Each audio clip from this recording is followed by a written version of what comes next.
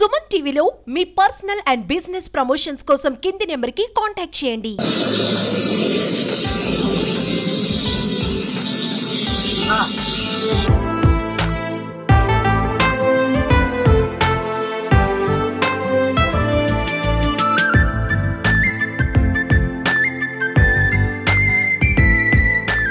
నా పేరు దివెల్ శ్రీనివాసరావు.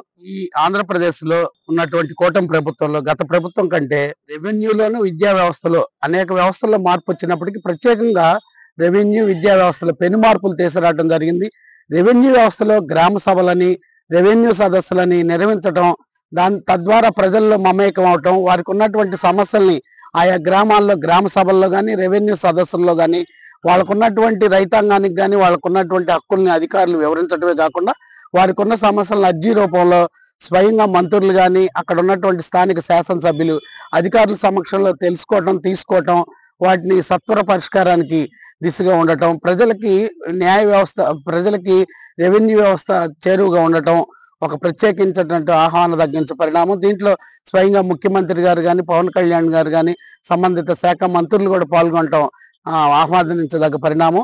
అదేవిధంగా విద్యా వ్యవస్థలో అనేక రకాలుగా గతంలో కేవలం రంగులేసి హంగులకే పరిమితమైనటువంటి విద్యా వ్యవస్థ నేటి ఆంధ్రప్రదేశ్ నూతన ప్రభుత్వంలో విద్యార్థులు అదేవిధంగా తల్లిదండ్రులు వాళ్ళతో పాటుగా అక్కడ ఉన్నటువంటి ఉపాధ్యాయులతో మెగా మీటింగ్ అనేదాన్ని ఒకదాన్ని ఏర్పాటు చేయటం, బాపట్లలో ముఖ్యమంత్రి గారు అట్లానే లోకేష్ బాబు గారు కూడా స్వయంగా పాల్గొనటం, 74 సంవత్సరాల వయసులో కూడా ముఖ్యమంత్రి గారు వారి సమస్యలు తెలుసుకోవటం, అక్కడ ఉన్నటువంటి తల్లిదండ్రులతో మాట్లాడటం, ఆ పాఠశాలలో స్థితిగతుల గురించి, విద్యా వ్యవస్థ గురించి, అక్కడ సౌకర్యాల గురించి వారి ద్వారా కష్ట సుఖాలు తెలుసుకోవటమే కాకుండా ఆ విద్యార్థులతో నేల మీద కూర్చొని కలిసి భోంచేయటం, వారు తినే ఆహారాన్ని స్వయంగా ఒక రాష్ట్ర ముఖ్యమంత్రి గారు కూడా తిని దాంట్లో నాణ్యత ఎట్లాగుందనేది నిరూపించడం జరిగింది.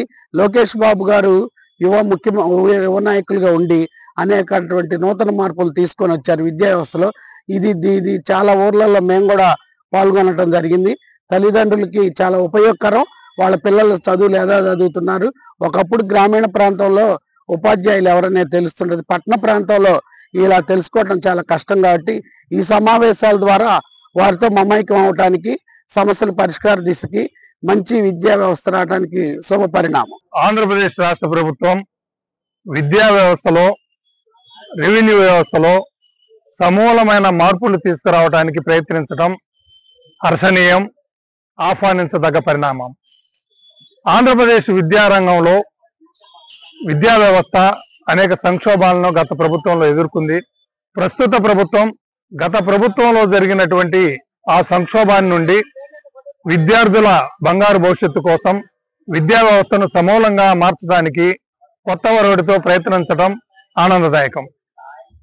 ముఖ్యంగా పాఠశాలలో పేరెంట్స్ అదేవిధంగా టీచర్స్ స్టూడెంట్స్ తో కలిసి సమావేశాలను నిర్వహించి అక్కడ ఉన్నటువంటి సమస్యలను వారి దృష్టికి తీసుకొని ఆ సమస్యల పరిష్కారానికి తోడ్పాటు అందించేందుకు ప్రభుత్వం కృషి చేయటం ఆనందదాయకం. అదేవిధంగా ముఖ్యంగా ఆంధ్రప్రదేశ్ రాష్ట్ర వ్యాప్తంగా వేలాదిగా ఖాళీగా ఉన్నటువంటి టీచర్ పోస్టులు అదేవిధంగా నాన్ టీచింగ్ పోస్టులను భర్తీ చేయడానికి ఆంధ్రప్రదేశ్ రాష్ట్ర ప్రభుత్వం ఆదేశాలు ఇవ్వటం కూడా సంతోషదాయకం. అదేవిధంగా రెవెన్యూ వ్యవస్థలో గత ప్రభుత్వంలో పూర్తి స్థాయి అవినీతిమయంలో కూరుకుపోయిన వ్యవస్థ ఏదైనా ఉందంటే ఆంధ్రప్రదేశ్లో రెవెన్యూ వ్యవస్థ. భూ కబ్జాల విషయంలో కానీ, భూ ఆక్రమణల విషయంలో కానీ, అదేవిధంగా ఇతర అనేక అంశాల్లో ఈ భూదందాలు పెద్ద ఎత్తున జరిగిన నేపథ్యంలో వాటన్నిటిని కూడా అటువంటి జరిగిన అవకతవకలను మళ్ళీ నిర్మూలించి తిరిగి ప్రజలకు న్యాయం జరిగే విధంగా రెవెన్యూ సదస్సులు పెట్టడం, అదేవిధంగా మండల స్థాయి నుండి గ్రామ స్థాయి రెవెన్యూ వ్యవస్థ వరకు ఒక జవాబుదారీతనం ఉండే విధంగా ఈ ప్రభుత్వం చర్యలు తీసుకోవటం ఆనందదాయకం.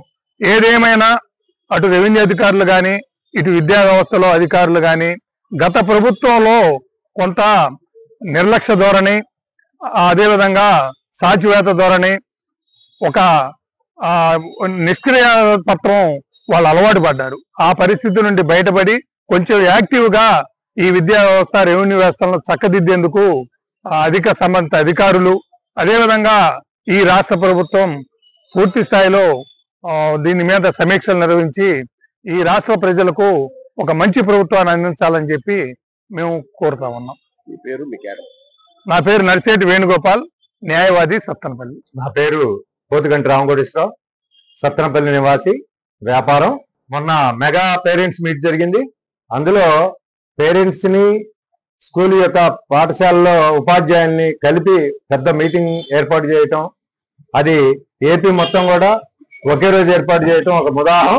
ఇటువంటి మంచి కార్యక్రమం కూటమి ప్రభుత్వం ఏర్పాటు చేయడంలో పోషకుల్ని భాగస్వామ్యం చేయడం, అందులో అభివృద్ధి పదంలో పాఠశాల నడవటానికి, తర్వాత అదే విధంగా విద్యార్థుల యొక్క పురోగతి, విద్యార్థుల యొక్క వసతులు ఏర్పరచడానికి ఒక సమగ్రమైన అభిప్రాయం పోషకుల ద్వారా రావడం జరుగుతుంది. కనుక ఇటువంటి మంచి కార్యక్రమాన్ని కూటమి ప్రభుత్వం తీసుకోవడం ఎంతో ఆనందదాయకం.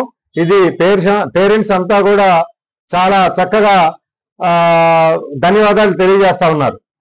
ఎందుకంటే ఇటువంటి మంచి కార్యక్రమం చేయడం, ప్రభుత్వం ఇది పూనుకోవడం కూడా ఇది ఒక కొత్త ఒరవడి, విద్యాశాఖలో కొత్త ఒరవడి. కనుక ఇటువంటి మంచి కార్యక్రమాలు చేపట్టడం కూటమి ప్రభుత్వంని మనం అభినందించాల్సిన అవసరం ఎంతైనా ఉంది. అలాగే రెవెన్యూ సదస్సులు కూటమి ప్రభుత్వం ద్వారా జరుగుతున్నాయి. అందులో భూ సమస్యలు అనేకం కోకొల్లలు మనం చూస్తూ ఉన్నాం.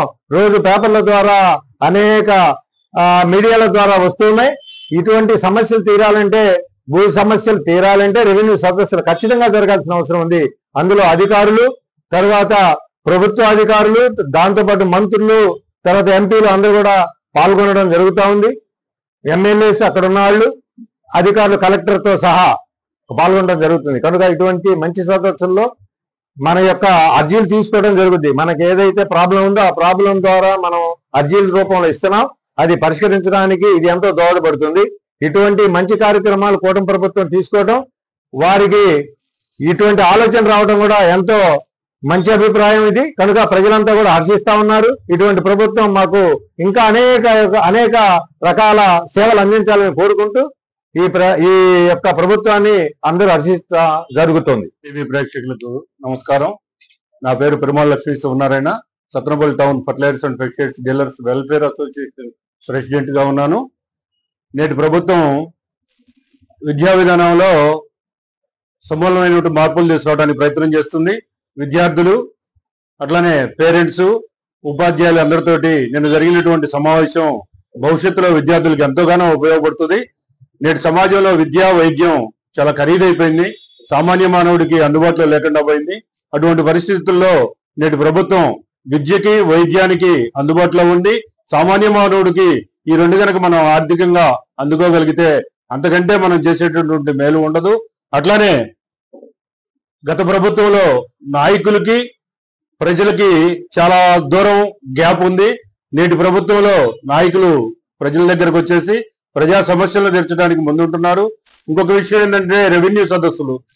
రెవెన్యూ సదస్సుల్లో ప్రతి ఒక్కరికి ఏదో ఒక విధమైనటువంటి సమస్య ఉంది. ప్రతి గృహంలో, ప్రతి పొలంలో, ప్రతి వ్యాపారంలో, ప్రతి ఇంట్లో ఈ సమస్యలు తీర్చాలి అని అంటే గవర్నమెంటే ప్రజల దగ్గరకు వచ్చి ప్రజా సదస్సులు ఏర్పాటు చేస్తుంది. ఈ ప్రజా సదస్సులో ఎన్నో సమస్యలకి పరిష్కార మార్గం చూపించే విధంగా ఉంది. మరి ఈ విధంగా కనుక ఇంకా మెరుగైనటువంటి సేవలు కనుక ప్రజలకు అందిస్తే ఈ ప్రభుత్వానికి మంచి పేరు వస్తుంది. అట్లానే గత ప్రభుత్వంలో నాయకులకి, ప్రజలకి చాలా గ్యాప్ ఉంది.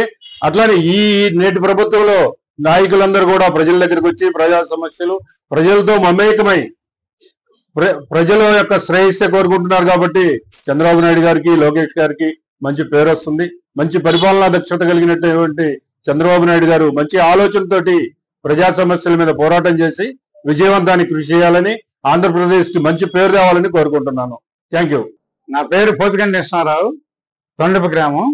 గత ప్రభుత్వానికి ఈ ప్రభుత్వానికి తేడా ఏందయ్యా అంటే, స్కూళ్లలో తల్లిదండ్రుల సమావేశాలు పెట్టారు.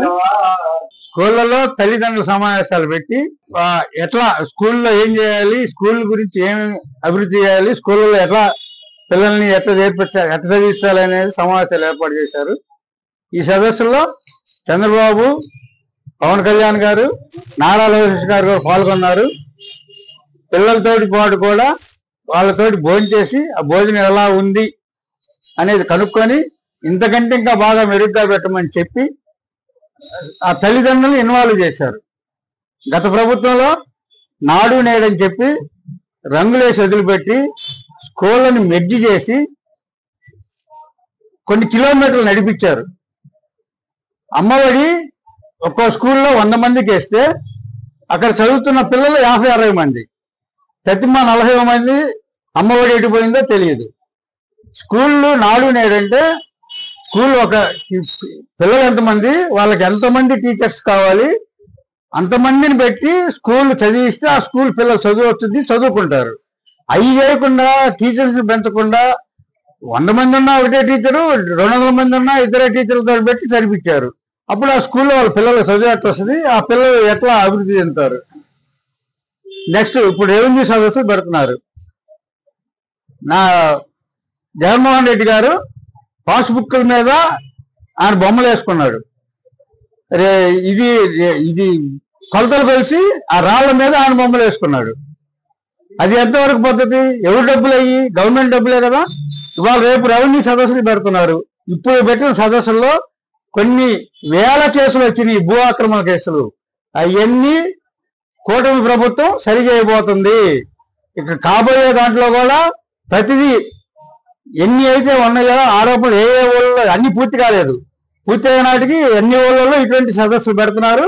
అన్ని ఊళ్ళలో వాళ్ళకున్న సమస్యలు కనుక రైతులు చెప్పుకుంటే అక్కడికక్కడ పరిష్కారం చేసే అవకాశం ఉంది. ఆ విషయాన్ని రైతులందరూ సద్వినియోగం చేసుకోవాలని మనస్ఫూర్తిగా కోరుకుంటున్నాను.